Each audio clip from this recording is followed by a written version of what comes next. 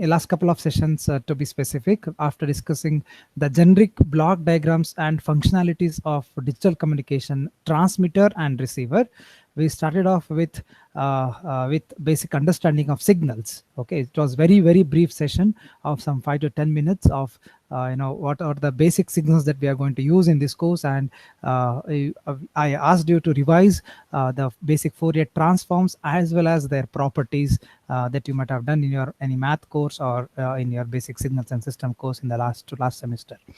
Okay, after that we started off with the low pass and band pass signals, which is the requirement of low pass to band pass to suit the channel, because the channel characteristics are on the higher frequency side, whereas our low pass or original information bearing signals are all the signals around 0 frequencies. Okay, so to translate from low pass to band pass, we need to understand the relation between them at the modulation side.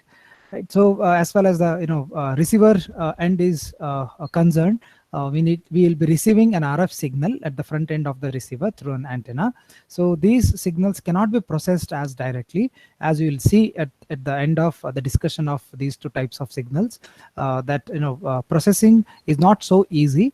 And hence we need to convert or down convert these higher frequency signals into a lower intermediate frequency. So we call them as IF signals.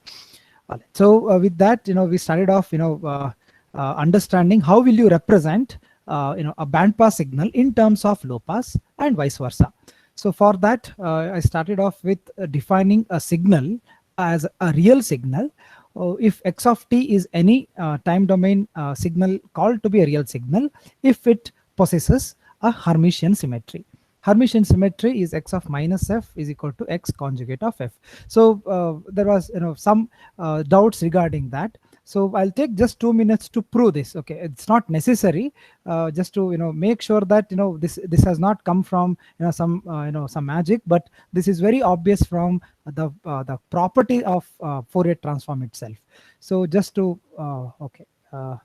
just to continue with that part, I'll just take few minutes to prove this.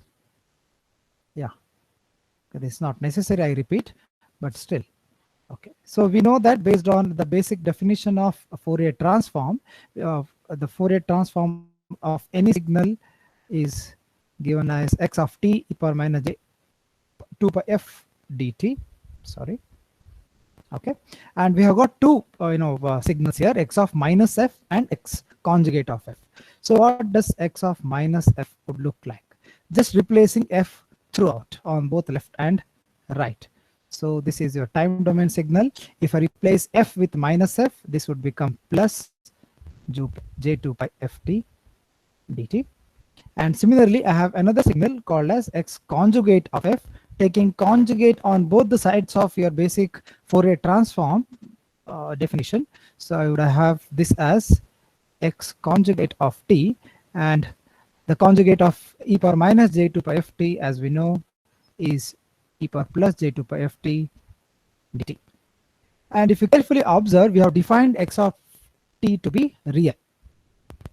Okay, for real signal x of t, we know that x of t is equal to its conjugate. Okay, so if you compare these two, x of minus f and x star of f, it is obviously, we can say that x of t is equal to x conjugate of f, conjugate of t, and hence this implies the Hermitian symmetry, which is x of minus f is equal to x star of f. That's all there in this.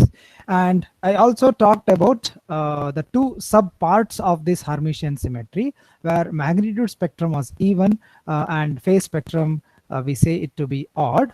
And there was a question about why can't it be even, but for that it follows the same definition as we did earlier. Okay, so let me check what could be the magnitude of x of f first. Okay, so x of f magnitude, say, as it's very clearly seen that from the definition of Fourier transform, x of f would be, although x of t is a real signal, its Fourier transform could be complex because of e power minus j2 pi ft tau. and hence a magnitude of x of f can be expressed in polar form as its something as its magnitude and its argument. So to say that, I can say x of f being a complex quantity will have certain magnitude and some angle. So I call this as a magnitude of and the angle can be represented in this fashion: e power j theta of f, where theta of f is a angle of or the phase of x of f. So this is x of f. What could be x of minus f? So again, with the same notion, replacing f with minus f everywhere. So I'll replace f with minus f everywhere. So this will be x of minus f e power j theta of minus f. And what is x conjugate of f? Okay, because we want to have x of minus f and x conjugate of f. That's what relates as Hermitian symmetry. So complex conjugate of x of f, we know that nothing will change with its magnitude. Okay, even if you take complex conjugate of a magnitude, is just a number which will retain, it will be written as x of at f itself. But conjugate of e power j theta of f will be e power minus j theta of f. So this implies, if you compare these two, but x star of f is equal to x of minus f based on Hermitian symmetry. So this implies that magnitude of x of minus f is equal to magnitude of x of f, and with respect to the angle, theta of minus f is equal to minus theta of f, and we know that we can represent theta of minus f as angle of x of minus f as well, which is equal to minus angle of x of f. Okay, and hence your magnitude spectrum is even and your the phase spectrum is odd. Okay, so with that, little more detail as far as Hermitian symmetry is concerned, you'll be more clear about the property of Fourier transform here. Okay, so with that notion, we concluded an important outcome of this discussion was, if x of f is given to you, if for x of t to be a real signal, just with the information of only the positive frequencies, information of its magnitude spectrum or phase spectrum, we can construct the amount of we can construct x of f for all negative frequencies as well. So that means that x of t, the original real signal, can be perfectly reconstructed by specifying just for the positive frequencies alone. Okay, so that is one of the major outcome of this discussion. All right, so with that brief look back into the last session, we'll continue our discussion. Our main discussion, before studying the interconversion between low pass and band pass, we should understand a few properties of low pass and band pass as well. Okay, so properties of low pass signal. Okay, so we have already stated that the definition of low pass signal is that such signal is called low pass signal whose spectrum is located, say, around DC, around 0 Hertz. Okay, all our naturally available information bearing signals, be it speech, music, video, images, all are examples for your low pass signal. So speech, probably image, video, text, okay, all are sources of all these sources are information bearing signals are called as low pass signals.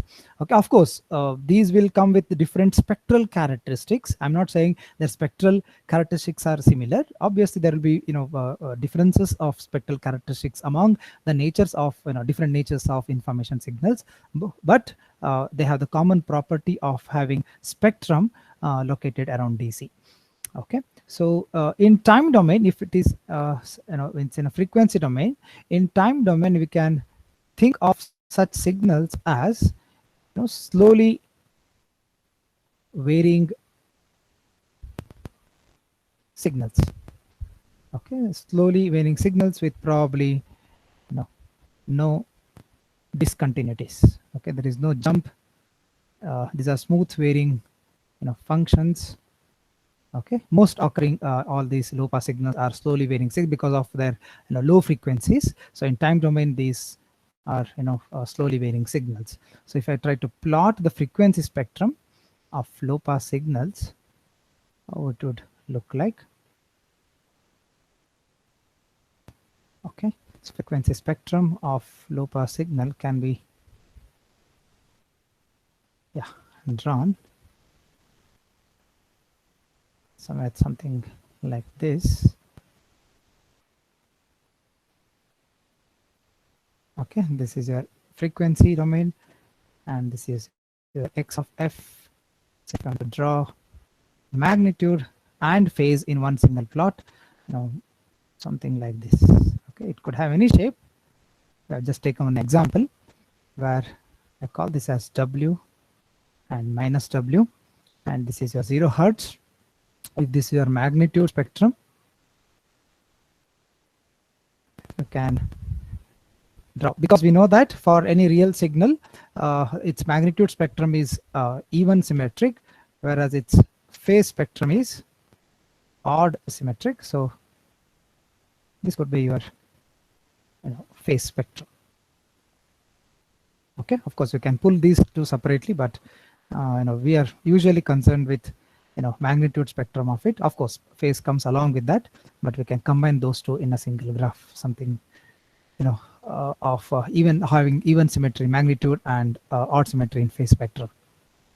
So you carefully we have also said that it is enough that we have the information only for positive frequency ranges of a signal spectrum, and hence we can have its positive frequency representation and negative frequency representation, so that we can only process only that part of x of f for only f greater than or equal to 0. That means only for positive frequencies. So with that I can say positive spectrum can be mathematically be denoted as x plus of f as x of f, say for all f greater than 0, and at f is equal to 0 it is half of x of 0.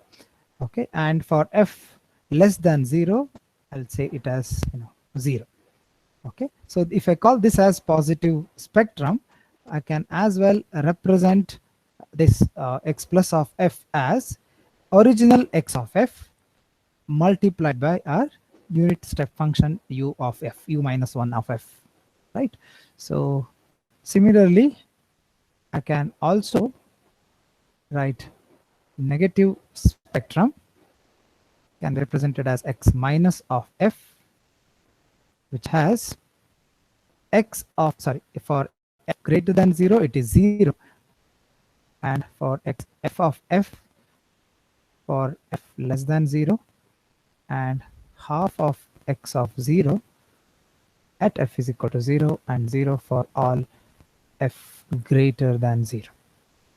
Similar to that, I can have x minus of f as x of f multiplied 1 by minus. u. Okay. Yeah, okay. Okay, yeah. I can take 1 minus of that, that's fine, but we'll take x plus of f and x minus of f separately and try to process. Okay, all right. So this implies that our x of f is simply the mathematical addition of positive and negative x of f. Okay, and we have also seen that for a real signal, okay, for a real signal x of t, okay, x of f is Hermitian. Right. So with that background, it follows that x minus of f, okay, for all the negative frequencies, we can write this as x plus conjugate of minus f. Okay, so hence again we can restate that the signal can be reconstructed. The original signal x of t can be reconstructed based on the information of just positive frequencies x plus of f or x minus of f.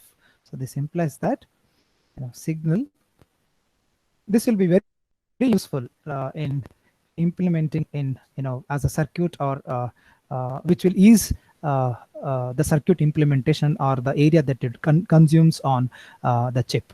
Okay, the signal can be reconstructed with just either x plus of f or x minus of f.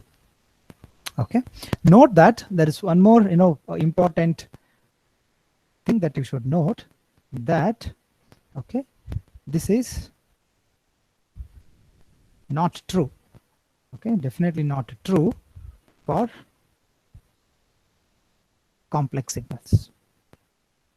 Okay, we'll understand what is this real and complex signals. Probably I had a brief discussion at the end of last session what was complex signal and what is a real signal.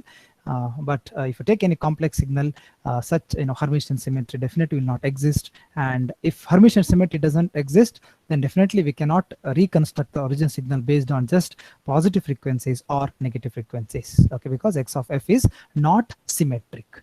Okay. Because so can you scroll the screen a little bit? Yeah, please. Yeah, you have any doubt or just wanted to note anything? Sir, I just have a doubt. 1 second. Okay. Yeah.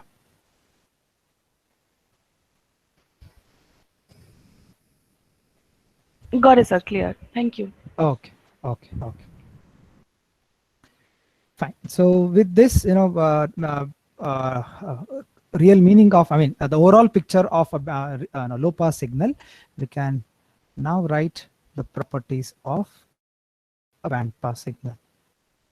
Okay, we'll slowly, extend the definitions for properties of band pass signal. As I discussed in earlier sessions, a message signal is to be modulated or up converted to match spectral characteristics of the channel. Okay, and hence we generate a band pass signal. Okay, so message signal, I write it in a short form, message signal to be translated or is to be, I'll write in this fashion, is to be up converted. Okay, to get bandpass signal, and all these signals will occupy the frequency, whose magnitude and phase spectrum will occupy a spectrum. Okay, spectrum is located with that up conversion using a carrier, high frequency carrier. Spectrum is located around some frequency. Okay, we say this has some center frequency plus or minus f naught, which is far away from 0, which is say much larger than 0 hertz. Okay, so if I try to plot its spectral characteristic like we did it for low pass signal, it would look something like this.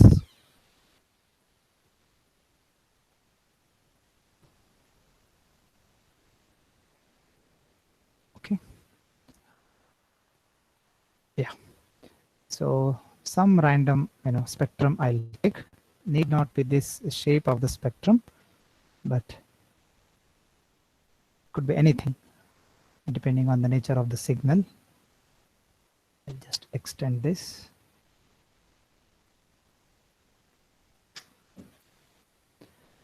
Okay, I'll try to be as symmetric as possible.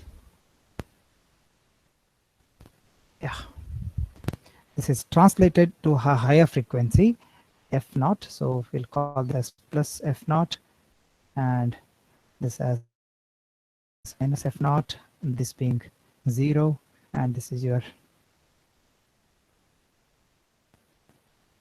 x of f and f. Of course, you can have phase spectrum as well in this, whose phase would be definitely, it's an odd symmetry.